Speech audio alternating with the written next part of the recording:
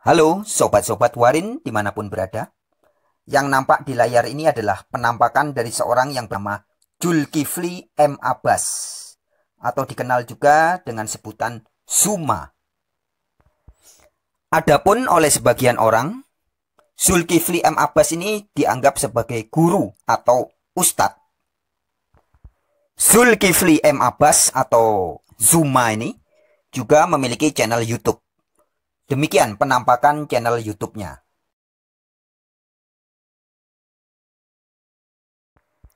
Nah, kalau teman-teman mungkin pernah mengikuti atau mendengar beberapa video-video dari Zulkifli M. Abbas alias Zuma itu, nampak sekali bahwa dia sering sekali menyerang, ya.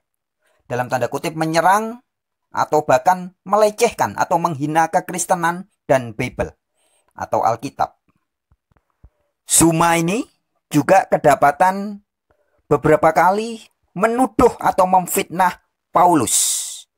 Zuma termasuk salah satu orang di Indonesia ini yang gencar memfitnah Paulus sebagai Pauluslah yang melantik Yesus sebagai Tuhan Allah. Dalam chat pribadinya melalui WhatsApp atau WA, ya, Zulkifli M. Abbas atau Zuma ini mengatakan kepada saya bahwa ada banyak ayat Paulus melantik Yesua jadi Tuhan. Kemudian saya tanggapi dengan tegas bahwa Yesus memang Tuhan.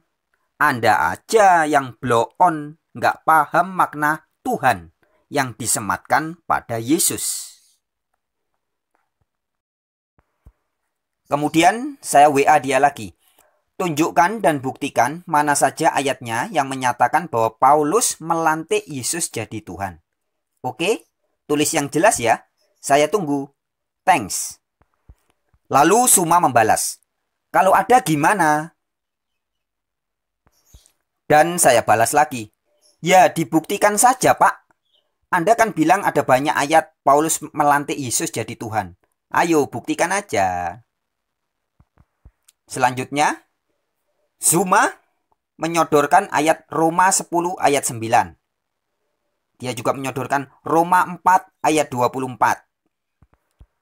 Kemudian surat Roma pasal 5 ayat 1. Selanjutnya surat Roma pasal 5 ayat 21. Kemudian juga surat Korintus 1 ayat 7. Juga Roma pasal 14 ayat 9. Di mana semua surat-surat itu, yaitu surat Roma dan surat Korintus, adalah tulisan-tulisan Paulus. Yang memang di situ Paulus menyebut Yesus sebagai Tuhan. Dan di situ juga Zulkifli M. Abbas mengatakan kepada saya, tobatlah, Bung. Dan tanggapan saya katakan, bagus. Ayat-ayat yang Anda berikan itu, dari surat Roma dan Korintus itu, membuktikan kualitas pemahaman Anda. Nah, jadi begini ya sobat-sobatku. Zulkifli M. Abbas atau Zuma menyodorkan ayat-ayat tadi surat Paulus kepada jemaat di Roma, yaitu Roma 10 ayat 9, Roma 4 ayat 24, Roma 5 ayat 1, Roma 5 ayat 21, dan Roma 14 ayat 9. Serta Korintus 1 ayat 7. Lebih lengkapnya 1 Korintus 1 ayat 7 ya. Di mana memang dalam ayat-ayat yang disodorkan oleh Zuma atau Zulkifli M. Abbas itu, memang Paulus menyebut Yesus sebagai Tuhan. Dalam bahasa Inggris Lord, dalam bahasa Yunani Kurios, dalam bahasa Ibrani Adon. Memang Paulus menyebut Yesus sebagai Tuhan. Ya. Nah, karena di dalam ayat-ayat yang disodorkan oleh Zulkifli M. Abbas ini Paulus menyebut Yesus sebagai Tuhan, maka oleh Zulkifli M. Abbas disimpulkan bahwa Paulus melantik Yesus jadi Tuhan Allah. Jelas ya? Jadi Zulkifli M. Abbas atau Zuma menyimpulkan dari tulisan-tulisan Paulus yang menyebut Yesus sebagai Tuhan itu, maka disimpulkan bahwa Paulus melantik Yesus jadi Tuhan Allah. Sahabat-sahabat kalau teliti bisa memahami perbedaannya. Paulus menyebut Yesus sebagai Tuhan. Sedangkan oleh Zuma atau Zulkifli M. Abbas disimpulkan Paulus melantik Yesus jadi apa? Tuhan Allah. Nah, ya, beda ya. Paulus menyebut Yesus sebagai Tuhan atau Lord. Sedangkan menurut Zulkifli M. Abbas, Paulus melantik Yesus jadi Tuhan Allah. Nah, Paulus menyebut Yesus sebagai Tuhan. Zulkifli M. Abbas menuduh Paulus menyebut Yesus jadi Tuhan Allah. Beda ya. Tuhan dan Tuhan Allah. Beda ya. Tuhan bahasa Inggrisnya Lord. Tuhan Allah, God Lord atau Lord God. Beda ya. Baik sahabat-sahabat, kita akan lanjutkan. Sobat-sobat pemerhati channel Wartawan Injil, sebenarnya bagi siapapun Anda yang rajin atau teliti dalam menyimak video-video di channel Wartawan Injil ini, ketika Anda membuka di kolom playlist ya, buka channel YouTube Wartawan Injil, kemudian buka di playlist, kemudian di sana ada subtema-subtemanya, dan ada tema yang berjudul seperti yang saya beri lingkar merah itu. Yesus adalah tu dalam tanda kurung an ya. Nah, di situ ada lebih dari 15 video yang memberikan edukasi sejarah asal-usul kata Tuhan sama dengan Tuhan, Tuhan sama dengan Tuhan. Ya. Ada banyak video di situ. Nah, tentunya Anda yang teliti menyimak video-video itu akan memahami bahwa ketika Yesus disebut sebagai Tuhan dalam Alkitab, itu sama sekali bukan bermaksud sebagai Tuhan Allah, seperti yang disangka oleh Zuma atau Zulkifli M. Abbas. Nah, perihal atau soal ketuhanan Yesus yang digagal pahami atau disalahpahami oleh Zulkifli M. Abbas, maka kita beri judul video kali ini dengan judul Soal Ketuhanan Yesus. Ustadz Zulkifli M. Abbas alias Zuma harus ditatar oleh Gus Mbetik. Mungkin sebagian dari sahabat-sahabat sudah pernah menonton video yang kemarin saya bagikan. Video Gus Mbetik alias Mas Subandi T. Sukoco membuktikan bahwa Tuhan itu maksudnya sama dengan Tuan. Tapi bagi yang belum menyimak, silakan atau marilah kita simak lagi videonya berikut ini. Selamat menyimak.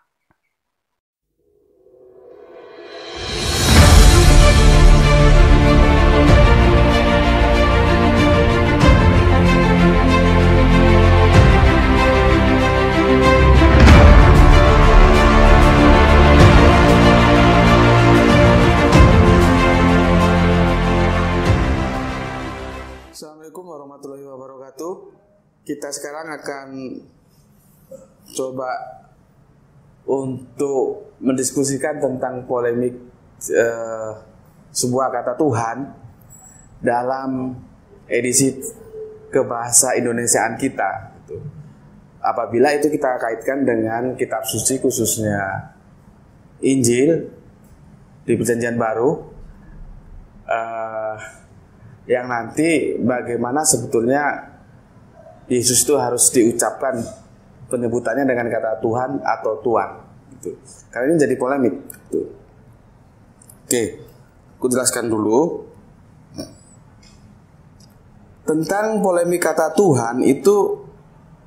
Hubungannya itu dengan kata Melayu Tuan yang berarti atasan atau penguasa atau pemilik gitu. Jadi basicnya Melayu. Itu bisa kita dapatkan dalam Ensiklopedia Populer Gereja dari Adolf Hicken SJ. Ini lihat namanya orang Belanda ini. Ada yang terbit tahun 76, kemudian terbit lagi tahun 1991. Bisa dilihat di sana, dilacak di ensiklopedia itu. Oke, sekarang Remi Silado dalam harian Kompas 11 Oktober 2002. Tuh, jadi dua sumber ini kita kupas. Adolf Hicken menjelaskan bahwa Tuhan ada hubungannya dengan kata Melayu. Jadi asalnya Melayu. Tuan yang berarti atasan dan penguasa atau pemilik gitu. Remi Silado menjelaskan begini. bahwa ini merupakan suatu yang mudatsir dalam agama Kristen, maka boleh dibilang hal itu sepenuhnya merupakan masalah teologi Kristen. Secara internal artinya urusan saudara kita Kristen lah gitu. Cuman kita akan mencoba melihat lebih dalam bagaimana sih gitu. Begini, Injil era sebelum 1668 ke bawah itu diterjemahkan oleh Boyce gitu, Belanda ini. Jadi gini, kitab yang pertama kali disusun secara rapi dalam bentuk buku dalam bahasa Melayu belum Indonesia, itu pertama kali ya Bible itu. Yang melakukan itu si Boyce itu tahun 1668 ya. Di sini kalau kita lihat di Roma 1 sampai 4, Boyce masih mengucapkan di ujungnya itu kalimatnya, kalau saya baca terlalu panjang, saya ambil ujungnya saja. Ini agak sulit bahasa Melayu lama ini. Begini, Yesus Kristion Tuhan kami. Tuhan kami. Yesus Kristion Tuhan kami. Perhatikan masih kata Tuhan. Tuh, itu Boyce tahun 1668. Berikutnya terjemahan ini dianggap kurang tepat, kurang bagus, sehingga perlu dikatakan di editing lagi lah supaya terjemahannya lebih bagus. Maka dilakukan oleh Melchior. Nama lengkapnya ini agak sulit saya mengeja bahasa Belanda. Melchior Leitsdekker. Melchior Leitsdekker itu dia memperbaiki terjemahan dari si Boyce tadi. Sejak itulah kata Tuhan itu menjadi Tuhan. Dulu. Bagaimana kita ngeceknya? Kita ngecek di terjemahan pada surat yang sama. Begini sudah bunyinya. Saya ambil ujungnya juga. Isa el Mesih Tuhan kami. Sudah berubah dia. Dia jadi Tuhan dan Tuhan. Itu setelah 1668. Ya. Kenapa sih si Lisker ini merubah Tuhan menjadi Tuhan? Karena komunitas-komunitas di Ambon dan ketika saya lihat juga di Makassar itu sama. Mereka terpengaruh bahasa Portugis sehingga tidak bisa bunyi N itu nggak bisa mendok. Jadi Tuhan itu menjadi tuan. Kalau ikan menjadi ikan. Kalau saya pernah turun dari Malino itu ditulis di tengah jalan, hati-hati rawang kecelakaan, bukan rawan, rawang. Jadi mereka tidak bisa mengucapkan huruf N gitu loh. Nah, supaya bisa mengucapkan huruf N pada kata Tuhan, maka ditambahlah huruf H. Ceritanya gitu. Jadi artinya Tuhan itu tidak ada sebelum 1668. Tuhan itu ada karena proses terjemahan Bible khususnya Perjanjian Baru untuk merevisi terjemahan Boyce yang dilakukan oleh Lisker. Dari situ kita tahu sebetulnya Tuhan dan Tuhan itu mempunyai makna yang sama. Gitu loh. Gitu. Cuman kan akhirnya ini datang Inggris, Belanda selesai, Inggris datang lagi, direvisi lagi. Tapi yang bagian Tuhan dan Tuhan itu tetap dipertahankan seperti itu. Akhirnya itu menjadi kamus. Makanya kalau kita lihat kamus, katakanlah J.S. Darwinto, Tuhan dan Tuhan itu menjadi berbeda, terpisah. Nah ini tidak diketahui selama berabad-abad sampai sekarang. Generasi kita nggak tahu kalau nggak belajar bahasa. Jadi masalah sebetulnya Yesus itu Tuhan apa Tuhan? Kalau aku bilang Yesus itu ya Tuhan, Yesus itu ya Tuhan. Orang Tuhan sama Tuhan itu sama. Artinya apa? Yesus Tuhan tapi bukan Allah. Gitu loh. Lebih asik lagi nanti diteliti di surat Yusuf juga begitu. Rabi itu disebut juga Tuhan. Padahal di ayat lain Rabi itu disebut Tuhan. Di surat Al-Anfal bagian terakhir itu ada 3 nama. Ada Allah, ada Ilah, ada Rob. Itu lengkap di situ. Nah, Ilah sama Rob sama-sama jadi Tuhan. Seharusnya Ilah itu diterjemahkan aja sesembahan, Rob itu apa? Pelindung, gitu selesai. Kalau Tuhan yang mana? Ngecek lagi ke Robiunnya, Tuhan yang Ilah atau Tuhan yang Rob. Jadi penerjemah Al-Quran pun menjadi canggung karena mengikuti yang sudah keliru ini, seolah-olah Tuhan dan Tuhan itu berbeda, padahal sama. gitu loh.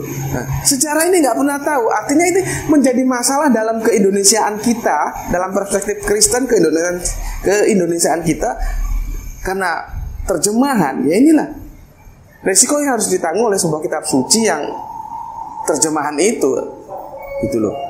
Kalau ada aslinya kita enak. Aslinya mau kemana? Orang bilang ke Yunani. Yunani nggak asli kalau aku bilang. Emangnya Nabi Isa berbahasa Yunani, gitu loh. Jadi dari sini kalau kita sudah ngerti, kalau ada yang bilang Yesus Tuhan, itu tidak ada masalah. Tapi bukan Allah. Itu kan nama posisi, bukan nama eksistensi. Dan Tuhan itu bersama dengan Tuhan, gitu loh. Sama dengan hutang, utang. Satu tanda ada H, satu nggak ada H. Apa bedanya? Kan nggak ada. Lalu kenapa ketika Tuhan dan Tuhan itu menjadi berbeda? Itu loh. Jadi orang-orang yang bingung lagi nanti kalau membaca surat Paulus, gitu loh. Bagi mereka memang banyak Allah, tapi bagi kita hanya satu saja Allah, yaitu Bapa, dan satu saja Tuhan, yaitu Yesus Kristus. Orang bingung tanya, ini apa? Tuhan apa Allah? Karena Tuhan dianggap Allah, padahal bukan. Allah itu pasti Tuhan, Tuhan belum pasti Allah. Jelas? Oke? Gitu saja. Ini kok ada yang kurang jelas ya, tanyakan lagi lah. Tadi pesan saya bisa dikorek kedua sumber itu ya, dari sebentar, dari Remi Silado dan namanya sulit banget ini, saya harus baca ini, Adolf Hicken tuh di Ensiklopedia Adolf Hicken, sama di Remi Silado di Kompas 11 Oktober 2002 gitu ya, tentang Bapak jadi Bapak, bangsa jadi bangsa, Tuhan jadi Tuhan, itu topiknya gitu. Tapi ini aku ambil yang tentang Tuhan saja gitu. Itu dari saya. Terima kasih atas perhatiannya. Assalamualaikum warahmatullahi wabarakatuh.